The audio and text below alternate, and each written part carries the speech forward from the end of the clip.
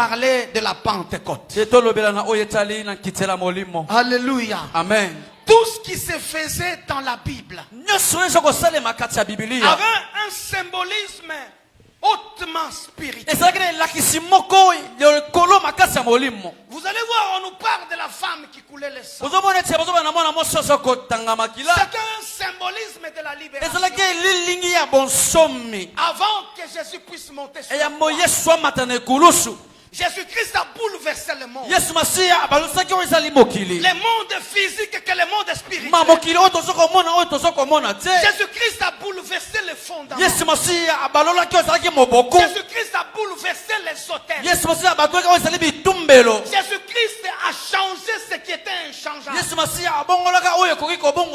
comme ça quand vous voyez la femme qui coulait le sang. On vous a dit qu'il a souffert pendant 12 ans. Et elle était en train de couler le sang. Les 12 ans qu'elle a souffert, c'était le symbolisme des 12 tribus d'Israël qui ont souffert dans le sacerdoce lévitique, en train de couler le sang. Parce que dans 12 tribus d'Israël, le sang a beaucoup coulé pour que quelqu'un puisse être racheté de ses péchés. Il aurait fallu qu'un animal soit tué pour que le sang coule. On entre avec le sang dans le milieu très saint. Mais je me pose la question, combien de temps ça a duré? Les sangs des animaux étaient en train de couler dans les 12 tribus d'Israël qui symbolisaient les 12 ans que cette femme a coulé le sang. La Bible dit, elle a cherché tous les médecins, aucun médecin ne l'a guéri. Cela signifie même la présence de Moïse, même la présence d'Abraham, même la présence de Jacob, même la présence d'Isaac, le sang n'a pas cessé à couler. On égorgeait toujours les animaux. Le sang était en train de couler, mais il fallait quelqu'un qui viendra se présenter devant le sang pour que le sang cesse de couler. Alléluia. Amen. Quand Jésus se présente devant cette femme, dont le sang a coulé pendant 12 ans. Dans les 12 tribus d'Israël, qui ont coulé le sang des animaux, qui ont coulé le sang des boucs. Mais quand Jésus arrive, l'hémorragie a cessé. Est-ce qu'il y a l'hémorragie de la maladie? Est-ce qu'il y a l'hémorragie du chômage? Est-ce qu'il y a l'hémorragie du combat? Parce que Christ est descendu, que cette hémorragie des années s'arrête. Alléluia. Amen. Acclame, acclame, acclame. Tes acclamations ne me font pas du bien. Alléluia. Amen. Mais aujourd'hui, je te parle de quelque chose. Dis à celui qui est à côté de toi, papa parle du Saint-Esprit. Alléluia. Amen. Alléluia. Amen. Aujourd'hui, c'est la Pentecôte. Est-ce que tu connais? Les chrétiens me font fâcher. Les chrétiens d'aujourd'hui me donnent de la peine. Ils fêtent la Pentecôte comme la Noël. Ils fêtent la Pentecôte comme la bonne année. Mais ils ne vivent pas la Pentecôte. Si les chrétiens de la première ère ont vécu la Pentecôte dans la puissance, ont vécu la Pentecôte dans l'onction, les chrétiens d'aujourd'hui ne doivent pas considérer la Pentecôte comme la Noël, ne doivent pas considérer la Pentecôte comme la bonne année, mais ils doivent comprendre que la Pentecôte, c'est un événement spirituel de libération.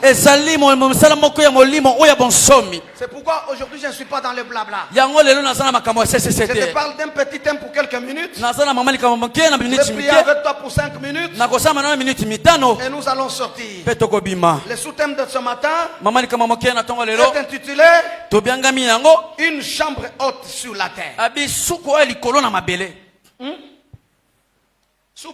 Soukou, chambre. Hein? C'est ça. Alléluia. Moi je crois que l'évangéliste a dit soupou. Non, soukou. Est-ce qu'on peut acclamer pour la gloire de Dieu? Alléluia. Amen. Une chambre haute. Mais sur la terre. Alléluia. Amen. Alléluia. Amen. Jésus-Christ avant de partir, même serviteur de Dieu, écoutez-moi bien. Il dit à ses disciples, je m'en vais auprès du Père.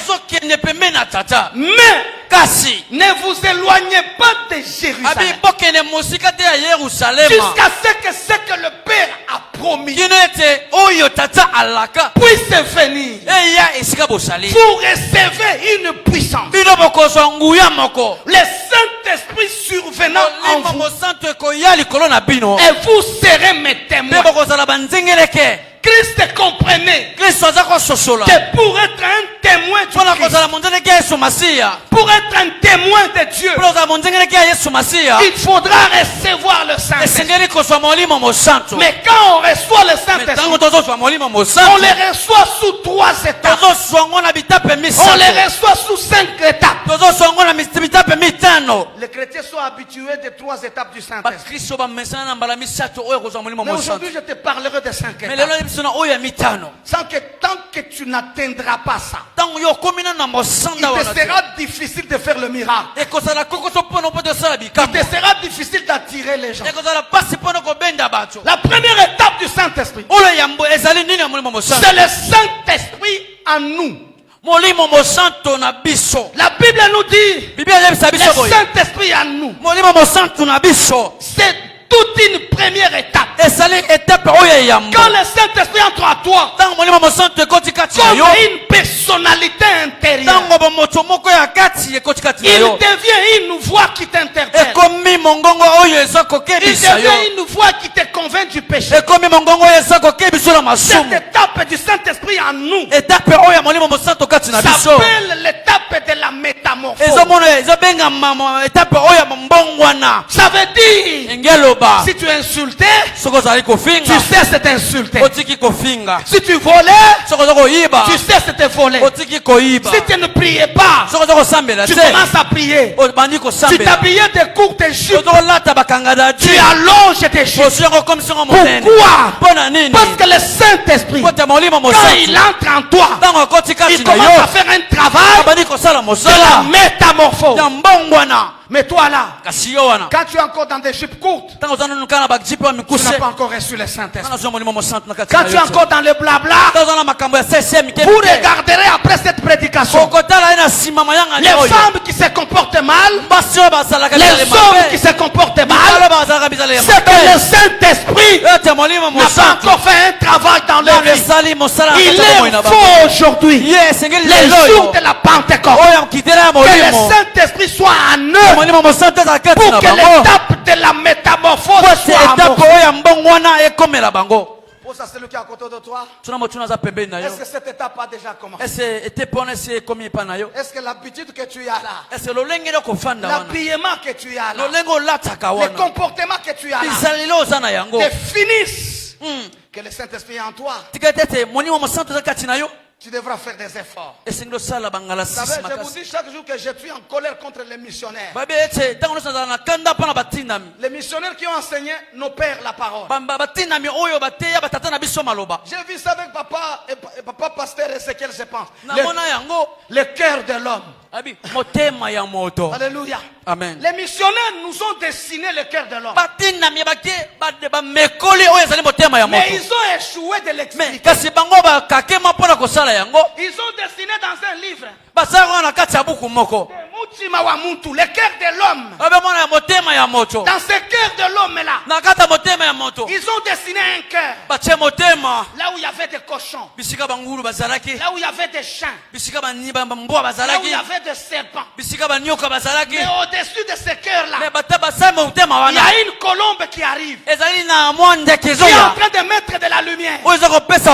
Les cochons sont en train de fuir. Les serpents sont en train de fuir. Les rats sont en train de fuir. Et Jésus vient s'installer. C'est ça la première étape du Saint-Esprit. Quand le Saint-Esprit vient en toi, les loups sont en train de fuir. Les serpents sont en train de fuir. Les bonnes habitudes sont en train de fuir. Le Saint-Esprit vient habiter en toi. C'est là où la Bible dit tu deviens une nouvelle créature. Alléluia. Amen. Alléluia. Amen. Beaucoup de gens dans l'église ont fait la Pentecôte comme un jeu. Alors que c'est la Pentecôte qui transforme les gens en nouvelles créatures. Tant que tu n'as pas reçu le Saint-Esprit dans ta vie, tant que le Saint-Esprit n'est pas encore entré dans ta vie, tu as les mêmes habitudes, tu n'es jamais une nouvelle créature. Il y a papa à côté. Aujourd'hui, c'est le Saint-Esprit. Recevez. Vous devez tomber. Ça arrive à la fin. Alléluia. Amen. Alléluia. Amen. Que Dieu vous bénisse. La deuxième étape du Saint-Esprit, c'est le Saint-Esprit avec nous. Alléluia. Amen. La Bible nous dit que le Saint-Esprit doit être avec nous. Quand le Saint-Esprit est avec nous, c'est le moment de secours. Alléluia. Amen. C'est le temps de secours. Le Saint-Esprit quitte en toi. Et il devient avec toi. Pour te secourir. En ce temps-là, tu peux parler avec le Saint-Esprit comme tu peux manger avec le Saint-Esprit. Tu peux envoyer le Saint-Esprit. Un malade peut être à Lubumbashi. Le Saint-Esprit n'a pas besoin de la distance. Quand il a déjà terminé l'étape d'entrée, il a terminé de chasser les bangoulous. Maintenant il sort de toi. Il devient ton ami. Le Saint-Esprit commence à t'aviser que ne monte pas dans ces bus. Ces bus va faire l'accident. Ne monte pas dans cet avion. Cet avion va connaître des crashs. Ne fais pas cela. Cela est mauvais. Ne touche pas à ça. Car c'est un péché. C'est là où la Bible dit à cette étape-là, le Saint-Esprit nous convainc même. Parce qu'il devient notre ami. Pense à celui qui est à côté de toi. Est-ce que quand tu marches là, tu as le Saint-Esprit comme ami? Est-ce que quand tu marches là, tu as le Saint-Esprit comme compagnon? Les gens qui ont le Saint-Esprit comme compagnon ne font jamais de mauvais choix. Même si tu es une femme, le temps de choisir ton mari, si le Saint-Esprit t'accompagne, tu ne feras jamais un mauvais choix.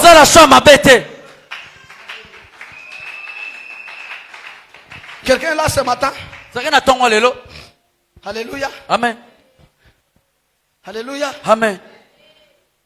Vous savez, j'étais dans une église où on m'a fait ça.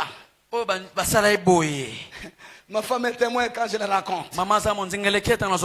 Elle me disait chaque jour, quitte cette église. Elle est là. Je lui disais, je ne suis pas venu dans cette église pour un homme. Je suis venu dans cette église pour Dieu. Et cette église n'appartient à personne. C'est comme ça, cette église de Mimeden, moi, elle ne m'appartient pas. Les jours que je dirais mon église, reprenez-moi. Cette église a un propriétaire. Moi, je ne suis qu'un simple gestionnaire. Le propriétaire, c'est Jésus-Christ de Nazareth. La Bible dit ceci. Femmes, soyez soumises à votre mari. Alléluia. Amen. Comme comme le Christ est le chef de l'église. Donc ici, là, vous et moi, nous n'avons qu'un seul chef.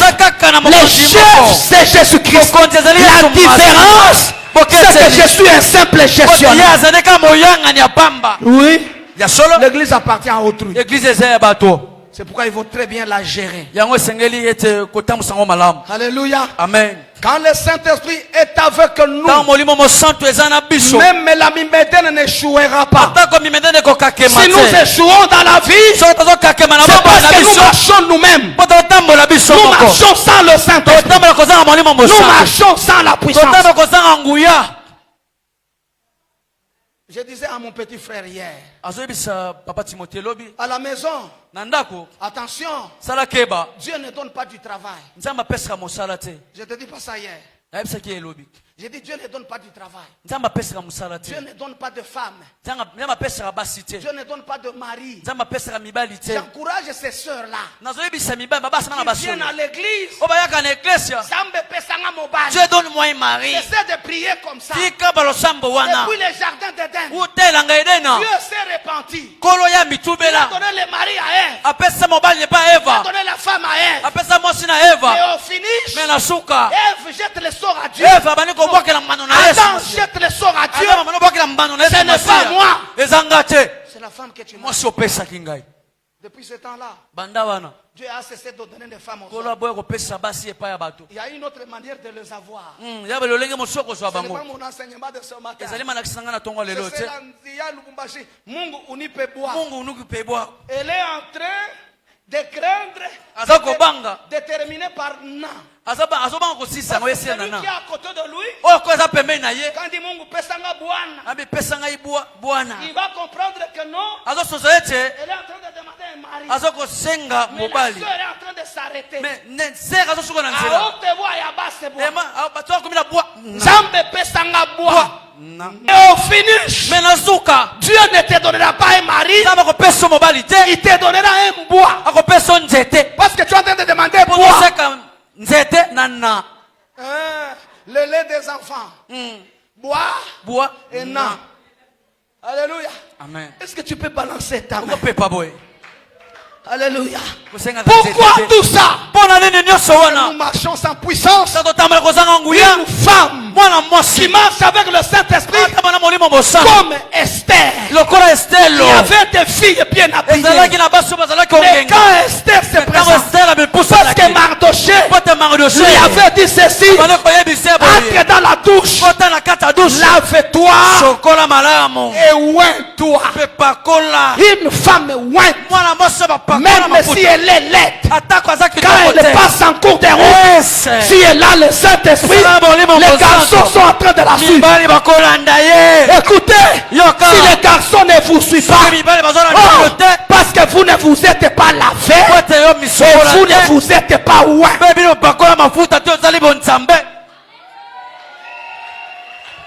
Alléluia. Amen. Alléluia. Amen. Dis à Dieu. Dis à Dieu. Ce matin, c'est un problème d'huile. Dieu, ce matin, moi d'huile. Si tu moi l'huile, j'aurai mari. Si tu moi d'huile, j'aurai des enfants. C'est un problème de... Alléluia. Amen. Mais tu n'as pas d'huile. Mais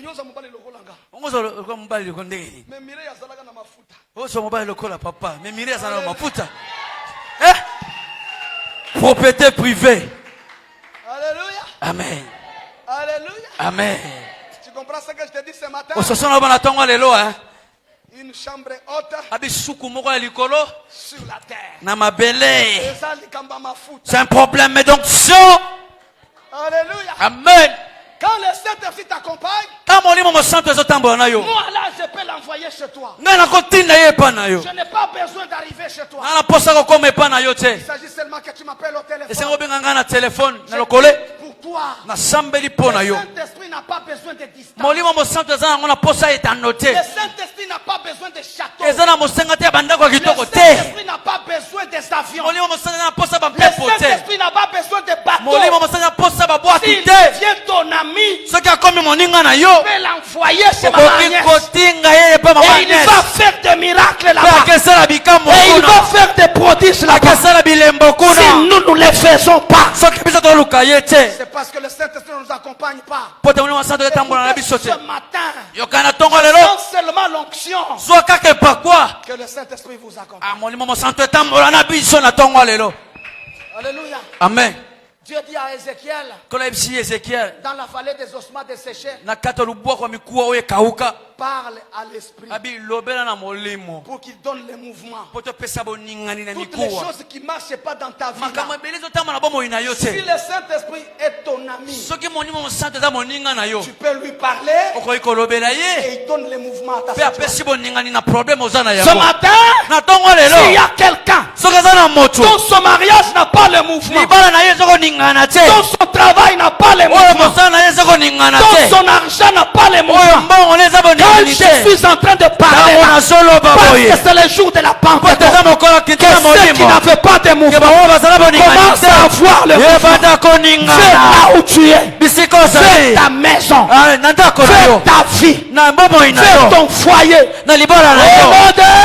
Jésus. Élève d'abord ta main. Dis, donne donne à ma situation le mouvement. À travers le Saint-Esprit. Donne à ma situation le mouvement. Donne à ma situation le mouvement. Si tu n'as pas des enfants, dis donne à mes enfants. Donne à mes enfants le mouvement. Si tu n'as pas du travail, dis donne à mon travail le mouvement. Aujourd'hui c'est la Pentecôte. C'est une question d'onction. Je parle au Saint-Esprit de créer un mouvement. De créer un mouvement dans la vie de tout un chacun, dans la vie de vos foyers. Je prépare au Saint-Esprit de créer un mouvement. Amen. Alléluia. Amen. Troisième étape. On va lire la Bible, ne vous en faites pas. Le Saint-Esprit sur nous. Alléluia. Amen. C'est ce qu'on appelle l'étape du revêtement. Vous savez, quand vous avez un téléphone vieux et vous en avez marre, il vous faut aller. C'est celui qui vend le revêtement. Quand tu achètes un nouveau revêtement, tu mets à ton téléphone. C'est le même ancien téléphone. Mais comme il a un nouveau revêtement, le téléphone devient nouveau aux yeux des gens. Vous travers cette étape-là, on l'appelle l'étape de l'onction et de manifestation. Le Saint-Esprit sur nous. C'est comme ça, vous voyez Paul. On venait avec les habits, les mouchoirs. On mettait sur son corps. On allait mettre sur les malades. Et les malades sont guéris. Pourquoi? Parce que Paul avait atteint la dimension du Saint-Esprit sur moi. Donc le corps de Paul avait l'onction. Il suffit de mettre le mouchoir sur son corps. Il était revêtu du Saint-Esprit comme un habit. Tout ce qu'il touche, le Saint-Esprit reste là-bas. Toi aussi, si le Saint-Esprit est sur toi, même si tu touches un pain, tu es en train de vendre le pain. Tu es en train de vendre de la presse. Même si tu touches les stylos, là où tu travailles, l'onction se passera. Si nous échouons, parce que nous ne sommes pas conduits par le Saint. Alléluia. Amen. Dis à celui qui est à côté de toi, tu sais pourquoi tu échoues? Alléluia. Dis-lui. Mamie, tu sais pourquoi tu échoues? Alléluia. Amen. Alléluia. Amen. Parce que tu as oublié la Pentecôte. Tu as oublié l'étape du Saint-Esprit. Écoutez ce que tu as fait. Il envoie les serviteurs dans la maison de Jessé pour oindre un roi. Mais il y avait quelqu'un qui était dans la brousse. Les grands frères de David passent. L'Esprit de Dieu dit ce n'est pas celui-là. Jusqu'à la fin, il pose la question. Ne reste-t-il pas quelqu'un? Le papa de David dénigre même David. Il y a quelqu'un là qui est en train de perdre le tout. L'Esprit de Dieu dit, c'est celui-là. Écoutez, si tu as l'onction de Dieu, même si tu as un polo, même si tu as une chaussure, c'est ce que nous avons été. Même si tu n'as pas de cinglet, si tu as l'onction de Dieu, tu es une bombe à retardement. Tu es une bombe à retardement. Les jours que tu vas exploser avec ton polo, avec ta chaussure, mais tu as l'onction de Dieu, tu es une bombe à retardement.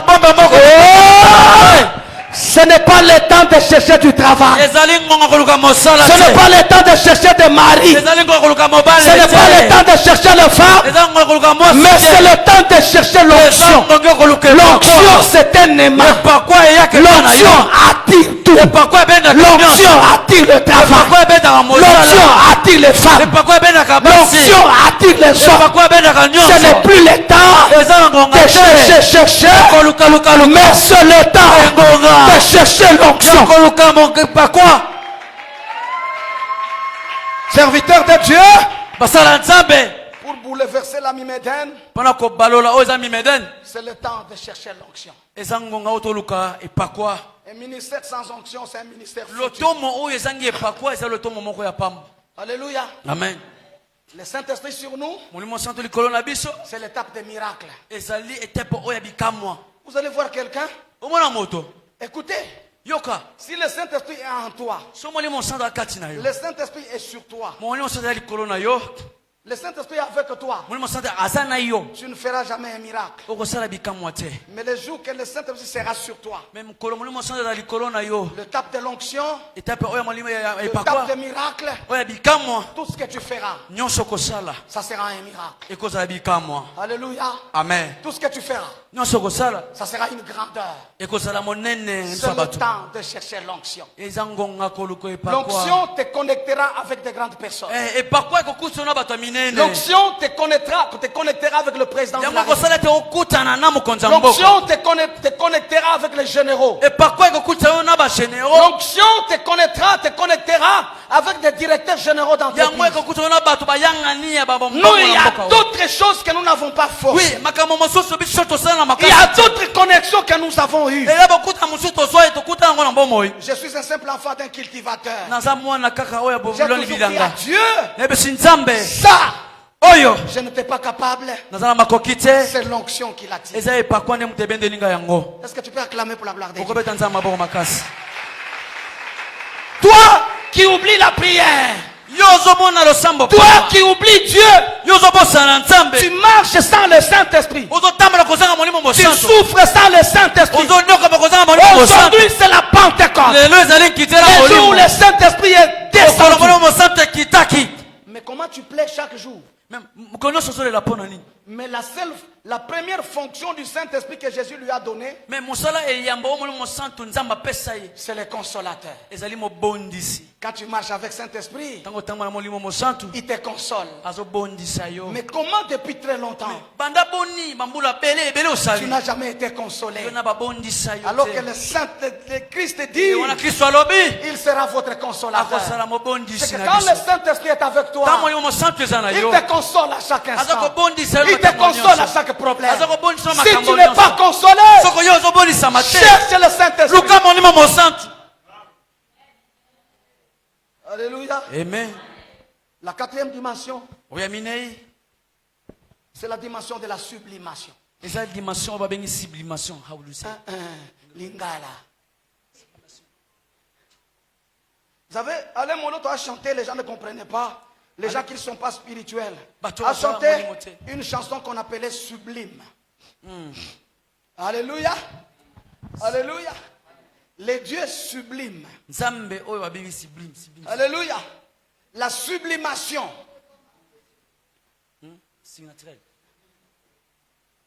Alléluia. Bon, moi j'ai défini selon moi. J'ai des chimistes ici. Il y a Maman Agnès, il y a Alice, il y a les autres. J'entre en chimie. Quand on parle de la sublimation, c'est de l'état solide à l'état vapeur. À l'état gazeux, on passe l'étape du corps à l'étape du gaz. Vous allez voir quand vous mettez de l'eau dans votre casserole, vous y couvrez une couvercle. Quand vous enlevez la couvercle, il y a la vapeur qui sort. Mais quand il y a la vapeur qui sort, vous allez comprendre que l'eau a diminué. Ce n'est pas ça. L'eau qui était liquide se transforme en vapeur.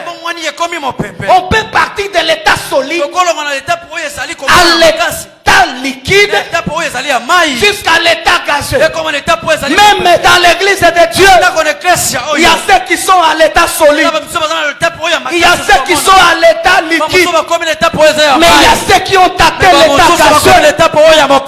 C'est l'étape de la sublimation.